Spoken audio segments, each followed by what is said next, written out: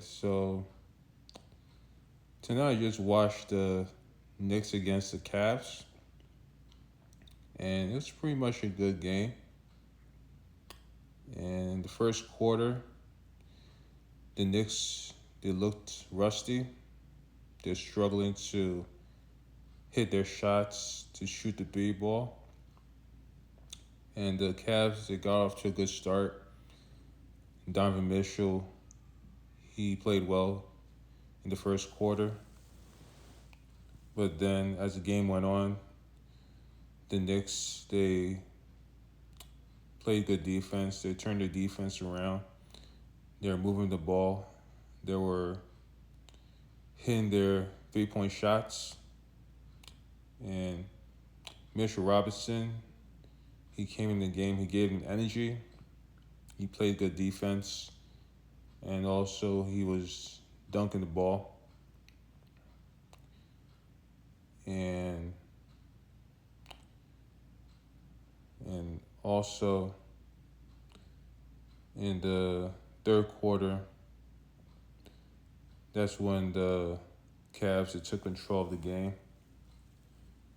They were moving the ball. And the Knicks, their rotations with their defense was off. And a lot of guys had wide open shots, 3-point shots. They also were able to drive to the basket. And Merrill, he hit his 3-point shots. And then, James Harden, of course, he choked in this game again. Yeah, he's washed right now. Yeah, he's not good. He's a horrible player right now. He's not as good as he was before. And I don't see the Cavs win this series against the Knicks anyway. Because you all know that every time, James Harden, plays in the playoffs, he comes up short. And the Cavs, the biggest lead that they had was a 22-point lead. And then the Knicks had an 11-point lead. And it was a game of runs. And pretty much in the fourth quarter, Jalen Brunson, he played well. He stepped up. He made big shots. He was picking on James Harden to attack him on defense. And James Harden couldn't keep up with him. And you could tell that he was, Jalen Brunson just made him look silly.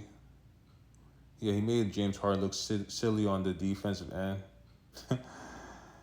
And, I was kind of pissed off that, the Cavs had a big lead because I was expecting the Knicks to blow out the Cavs, but that didn't happen. But at least they got the win against the Cavs. And the score was 104 for the Cavs, and then the Knicks had 115. And other role players stepped up, like OG Anunoby. He had 3 points, but he had a big impact on the game with his defense. And you could tell he was like a little bit rusty, but he made an impact in the game. And then Mikal Bridges, he had 18 points, and he made some key plays with his defense on Strus by poking the ball and stealing the ball behind Strus. And he was making 3-point shots. And also Donovan Mitchell in the pretty much like in the fourth quarter to the overtime, he didn't show up. I mean, overall he had a great game. He had 29 points. But like when it was time to close out the Knicks, he didn't do anything. He wasn't really involved in the offense, which made no sense. And that's why they pretty much lost the game. and and like in the overtime and fourth quarter, I thought Mike Brown did a good job by not putting Mitchell Robinson in the game because the Cavs they were hacking Mitchell Robinson to get the Knicks out of rhythm with their offense. Once he sat on the bench, the offense was able to flow, and also they were able to get stops. So they're able to get into the rhythm to make shots, to make plays without like any interruptions with the fouling from Cavs. Yeah, I mean, I think the Knicks are going to win game two,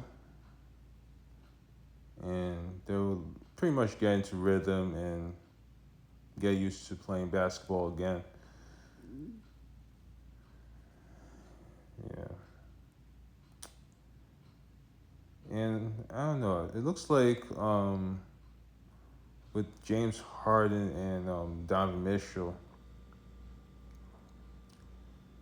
I'm not sure if they're like a great fit with each other.